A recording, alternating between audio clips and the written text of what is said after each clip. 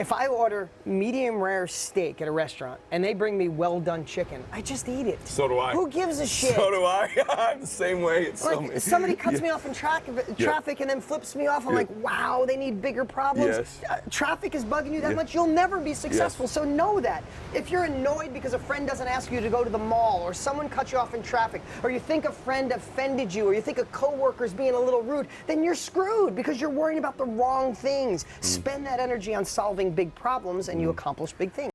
여러분, 우리 모두가 욱하는 그런 성격이 있잖아요. 이 욱하는 마음, 이게 정말 살면서 많은 제약을 만듭니다. 참을 인 3번이면 살인을 면한다, 이런 말 있죠. 우리가 어떤 문제를 마주하거나 어떤 상황을 마주했을 때 거기서 욱하는 선택은 대부분은 안 좋은 결과를 낳게 됩니다. 예를 들어서 회사에서 화나는 상황을 마주했다 해서 항상 욱한다면 그 회사에서 계속 살아남긴 힘들 거고, 또 사업을 할 때 뭐 막히는 일이 있다고 해서 뭐 거래처랑 문제가 있다고 해서 매번 욱한다면 그것도 항상 문제가 되겠죠. 이런 특수한 상황 아니더라도 뭐 모든 상황에서 그렇죠.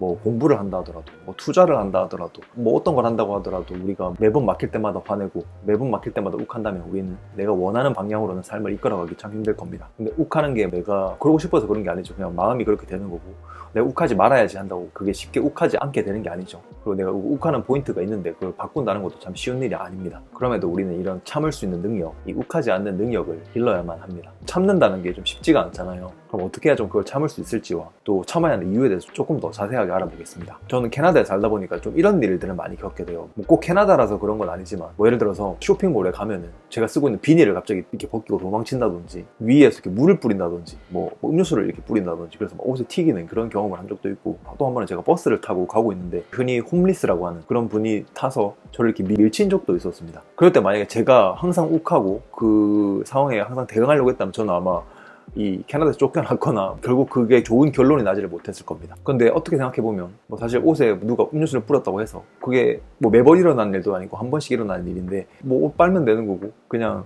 사실 큰 문제 아니게 넘어갈 수도 있겠죠. 제가 밀침을 당했을 때 저도 뭐 밀치던지 뭐 이런 식으로 대응했다면 그 일은 분명히 더 커졌을 겁니다. 그러니까 이 참을인 3번이면 살인을 면한다는 말이 정말 괜한 말이 아닌 거죠. 그래서 명상을 하는 것이 굉장히 중요합니다. 이 명상을 하게 되면 이 외부에서 어떤 자극이 오는 것에 대해서 좀 태연하게 반응할 수 있게 됩니다. 명상을 통해서 내 감정을 나 자신으로 받아들이지 않고 한 발자국 떨어져서 볼 수 있는 관점을 키울 수 있게 되기 때문에, 이런 관점을 계속 키워나가다 보면 어느 순간에 그냥 내가 욱한다고 해서 그냥 바로 욱하는 그 반응으로 내가 행동하는 것이 아니라 내가 욱하려고 하는 마음을 내가 또 이러고 있네 이렇게 느낄 수 있게 되고 다른 대응을 할 수 있게 됩니다. 예를 들어서 제가 밀침을 당했을 때도 물론 화라는 감정이 올라오겠지만 불합리한 일을 당해서 화가 나네 라고 바라볼 수 있게 된다는 거죠. 그냥 바로 화나서 반응하는 게 아니라 이후로 대응할 수 있겠죠. 뭐 말싸움을 한다거나 뭐 어떻게 한다고 해도 뭐 얻을 게 없습니다. 제가 뭐 보상을 받을 수 있는 것도 아니고 이런 거를 좀 이성적으로 판단할 수 있겠죠. 그러니까 우리가 욱하는 게 안 좋다는 건 알지만 계속 하게 되고, 그건 나는 원래 그런 성격이야 라고 하기에는 우리가 바꿀 수 있는 아직 여지가 굉장히 많이 있습니다.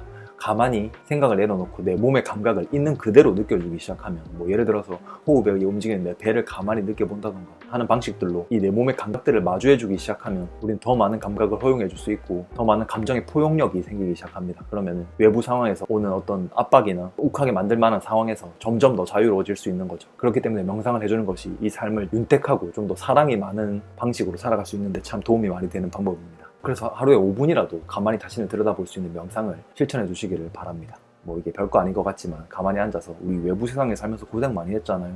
그러니까 가만히 앉아서 나를 좀 들여다보는 시간을 반드시 가져주시길 바랍니다. 이 과정이 계속 길어지면 분명히 의미 있는 어떤 변화가 생기기 시작합니다. 그리고 이 명상에 대해서 더 자세히 알고 싶으신 분들은 고정 댓글에 링크 남겨뒀으니까 거기 들어가 보시면 좀 더 명상에 대해서 또 깊게 이해할 수 있고 좀 더 자세하게 이해하실 수 있게 될 겁니다. 자, 오늘의 영상은 여기까지 하겠습니다. 이 영상이 도움이 됐다면 구독 버튼 눌러두시면 이런 도움 계속 쉽게 받아보실 수 있을 겁니다. 자, 다음에 또 다른 영상으로 찾아오겠습니다. 감사합니다.